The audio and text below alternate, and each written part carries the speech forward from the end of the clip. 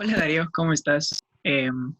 Bueno, a pesar de que ya me presentaron, te quería contar. Mi nombre es Juan Felipe.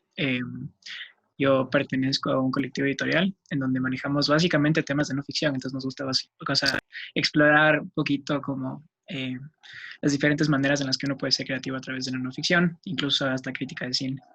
Eh, y yo de alguna manera ya conocía tu película un poquito porque justamente alguna vez había escuchado de ella en La Orquídea.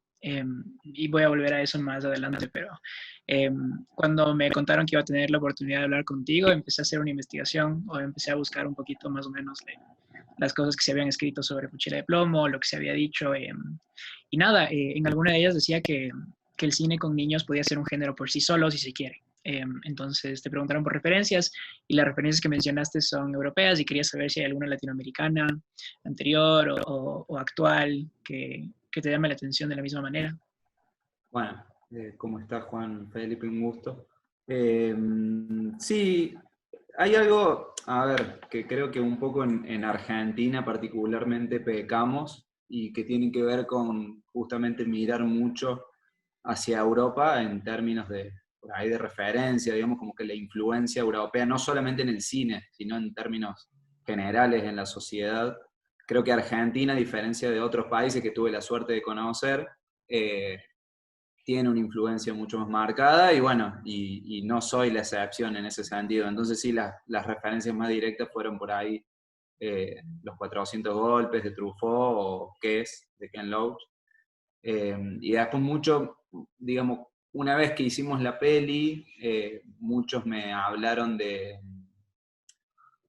ahora se me fue el nombre, me da vergüenza, de Crónica de un niño solo, de Fabio, que la realidad es que la vi mucho después de haber desarrollado el proyecto. O sea, una vez que tuve el proyecto y que participé de un par de convocatorias y que me mencionaron la peli, ahí la vi y es, digamos, se podría llegar a considerar como una referencia en el sentido de que uno analiza justamente lo que se hizo en la materia, me refiero a películas sobre infancias, pero no fue una referencia en términos formales, nada que ver, digamos, además porque no me podría comparar con Fabio, digamos, pero desde la puesta de cámara y de lo que él plantea, creo que hay una diferencia muy grande en la peli.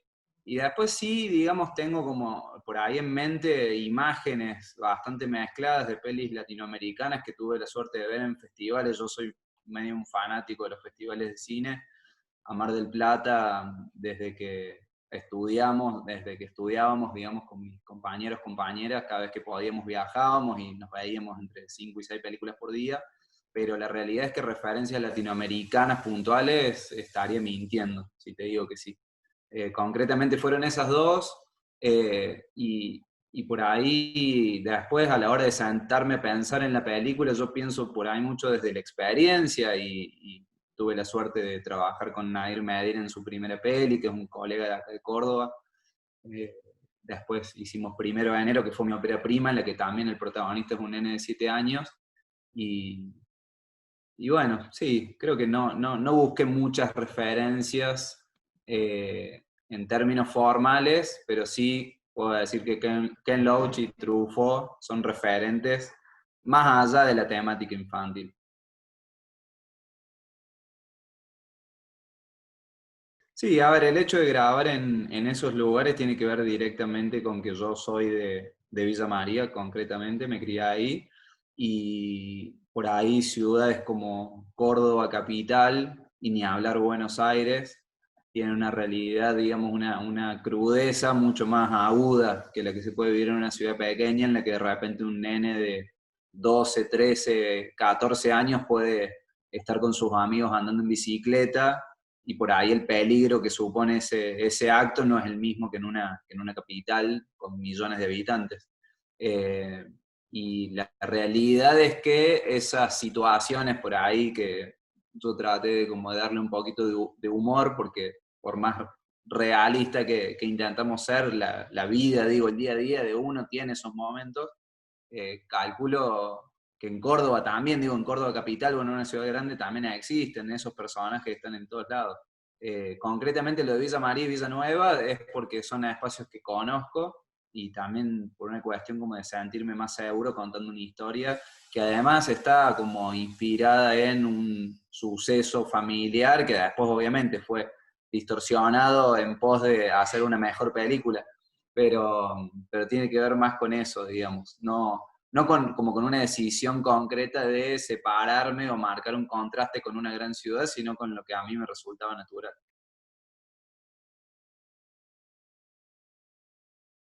Sobre todo esa como autonomía de esos chicos en ese lugar, digamos, como que les pertenece de otra manera, la confianza con la que se mueven de acá a allá, la no necesidad, entre comillas, ¿no? De la tutela de un adulto para hacer las cosas que hacen durante el día, es como que en algún momento dejan de ser como los niños de una sociedad y son como los adultos de su propio mundo.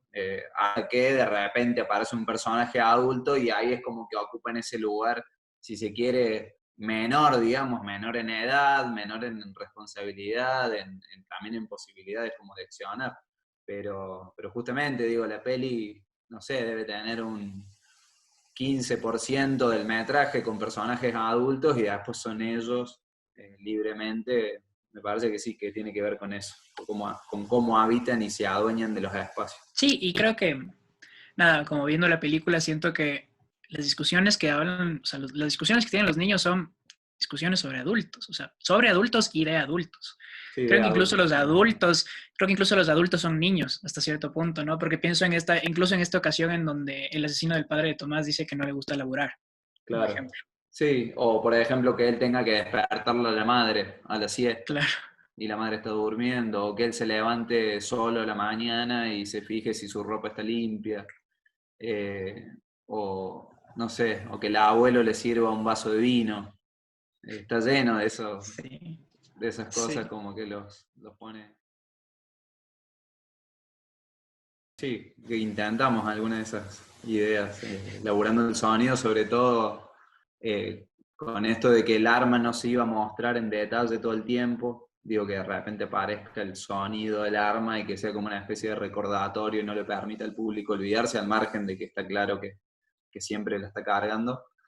Y después sí, trabajamos bastante los ambientes, por ejemplo, cuando él está solo, no sé, por ejemplo, cuando se va del colegio y vuelve a la casa, como hay mucho ruido de cosas que suceden a su alrededor, máquinas trabajando, ruido de autos, digamos, pero no se ve mucho ese movimiento, sino que se escucha. Como que en algún punto intentábamos reforzar como cierta soledad en ese personaje, o por ejemplo, cuando se están armando el cigarrillo, esta escena que vos marcas, que se los escucha como medio de fondo y hay mucho viento, y también es como que de alguna manera están solos ahí en el medio de la nada y el ambiente termina siendo como algo aparte, no están tan integrados.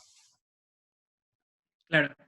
O sea, en sí yo creo que la película tiene una fuerte, es un fuerte más o menos impacto estético el que tiene la película. Incluso cuando hablábamos sobre la orquídea anteriormente, yo recuerdo haber visto un estilo de la película y fue un estilo que incluso como me quedé pensando en esa, porque era justamente la escena en la que le están rapando la cabeza a Tomás y a sus amigos. O sea, siento que de alguna manera la película logra eso, ¿no? Como que establecer ciertas escenas en el sentido estético, tanto visual como auditivo, que marcan de alguna manera, no solo en el argumento, sino también en la posterior como recepción de la película. ¿Sientes que eso llegó a pasar?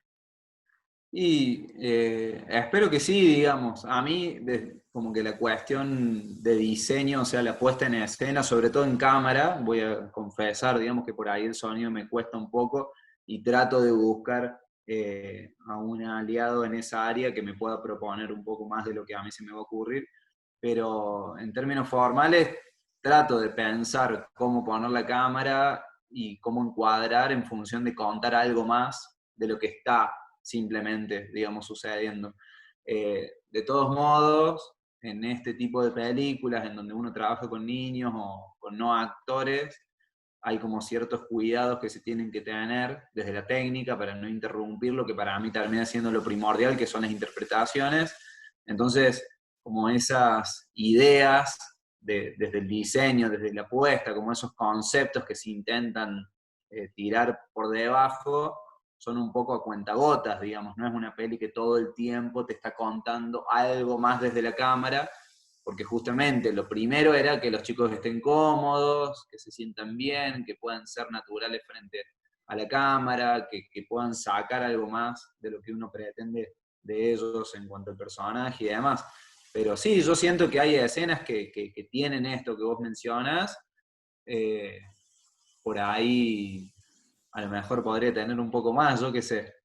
A mí me gustan mucho las películas que desde la puesta te están proponiendo todo el tiempo, digamos, como que te están obligando a reinterpretar lo que estás mirando y no te lo hacen fácil. Creo que en este caso, digamos, al priorizar las actuaciones no es tanto, pero hay algo, digamos, que en todo momento trabajamos con una lógica, tanto en la elección de los lentes, en la distancia de la cámara para con los niños, en el valor de los planos, en cómo encuadrarlo a él en las escenas con su madre y en qué momento de repente aparecen juntos dentro del cuadro.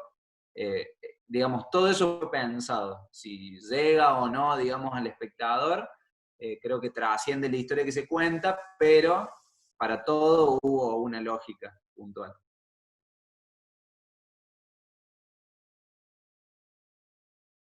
Y sí, sí, sí.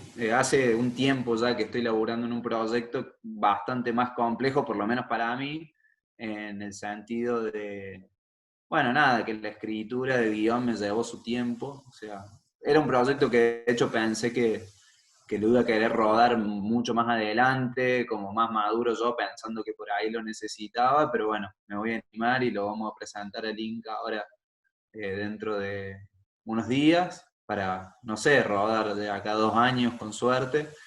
Y con la productora estábamos laburando en varios proyectos en simultáneo de otros directores, digamos, como hace un rato les contaba, que mañana tal vez que va a estar en el Festival de Guayaquil, que la dirige Flor Webe, que es parte de Bombilla, y bueno, y ahora aprovechando el tiempo en cuarentena escribí otro guión bastante más sencillito que por ahí si me agarra la locura intentaremos rodar por ahí sin esperar tanto, sin esperar tanto. Pero sí, tengo ahí 2 proyectos de largo que tengo muchísimas ganas de filmar, muchísimas ganas. ¿Y crees que ahora en tu proceso de escritura y de trabajo en sí ha influido más o menos la recepción que ha tenido Mochila de Plomo y Primero Enero? Sí, sí, sin duda. Sobre todo, digamos, porque creo que es parte del aprendizaje, ¿no? Para un director, poder exponer el trabajo, saber qué es lo que llega, qué es lo que no, qué es lo que gusta, qué es lo que no, digamos, cómo la gente valora lo que uno quiere contar y cómo lo interpreta. Creo que en el mejor de los casos te mejora como realizador, digamos, como narrador, si se quiere. Creo que después de haber hecho 2 películas, que no son 20, pero bueno, son 2 películas, y haber tenido la oportunidad de proyectar y escuchar a la gente, si no intento aprender y mejorar a partir de eso, sería muy necio, digamos. Sería quizás creer que no sé, que me las sé todas o que nací sabiendo y yo soy muy crítico, digamos, yo veo mis 2 películas y sé que hay muchas cosas que hoy si las volviese a hacer querría mejorar. Creo que en su momento hice lo mejor que pude, o sea, no diría que he hecho algo mejor, no, pero sí soy muy crítico y también la motivación de hacer una nueva película, además de la historia que quiero contar, tiene que ver con, bueno, demostrar y demostrarme que como director puedo mejorar. Se verá, quizás no. Muchas gracias, Darío. ¿Tienes alguna otra cosa que decir para las personas que te están viendo en Ecuador por primera vez? No, simplemente agradecerles a ustedes, la verdad que para nosotros que proyecten la peli, digamos, incluso en esta situación de pandemia y de manera virtual, es un honor. O sea, hacer una película supone muchísimo trabajo y más allá de que a uno le puede gustar o no, después de verla, digamos, de decir, no, esta peli la verdad es que no me gustó, sí que el que la vio y el que me esté escuchando se puede quedar tranquilo de que, sabiendo de que laburamos muchísimo para hacerla, que en general el cine independiente se nutre de un montón de voluntades y de la inversión de la pasión y del tiempo de un montón de gente que disfruta y necesita hacer cine. y bueno, esperamos que la peli, que es un drama, que cuenta y trata de hacer reflexionar sobre una problemática, les haya llegado de alguna manera. Eso Muchas simplemente. gracias, Darío. Gracias a vos, un gustazo.